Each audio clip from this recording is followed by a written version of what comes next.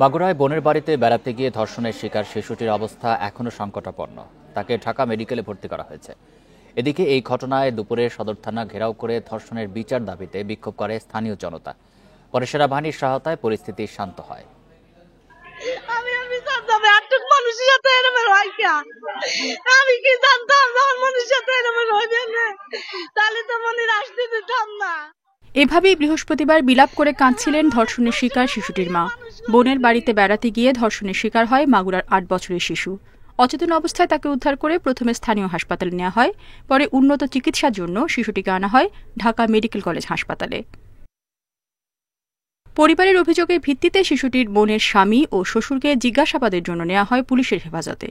এদিকে শুক্রবার জুম্মার নামাজের পর স্থানীয় জনতা এই ঘটনার বিচার দাবিতে মাগুরা সদর থানা ঘেরাও করে। এক পর্যায়ে তারা থানার ফটক ভাঙার চেষ্টা করে, পরে সেনাবাহিনী তাদের ছত্রভঙ্গ করে দেয়। অলরেডি সেই দুইজনকেই জিজ্ঞাসাবাদের জন্য আটক করেছি। আমরা আমাদের পদক্ষেপ 100% গ্রহণ করেছি। আজকে জুম্মার নামাজের পরে হঠাৎ করে কিছু উচ্ছৃঙ্খল লোক আমাদের এই থানা ঘেরাও করে। এক পর্যায়ে যা হোক সেনাবাহিনী এবং পুলিশের সহযোগিতায় আমরা এই ছত্রভঙ্গ করতে সক্ষম হয়েছি। এদিকে এই ঘটনায় ধর্ষকদের দ্রুত বিচার দাবি এলাকাবাসীর। ছেলের হলো স্ত্রী উঠে দেখছে যে আমার বোন এভাবে মাটিতে লুটিয়ে পড়ে আছে রক্তাক্ত অবস্থায়।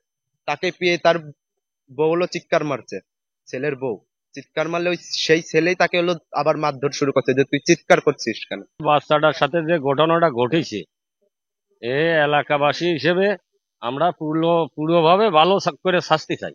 ধর্ষণের ঘটনায় মামলার প্রস্তুতি নিচ্ছে বলে জানিয়েছে পুলিশ। Independent news.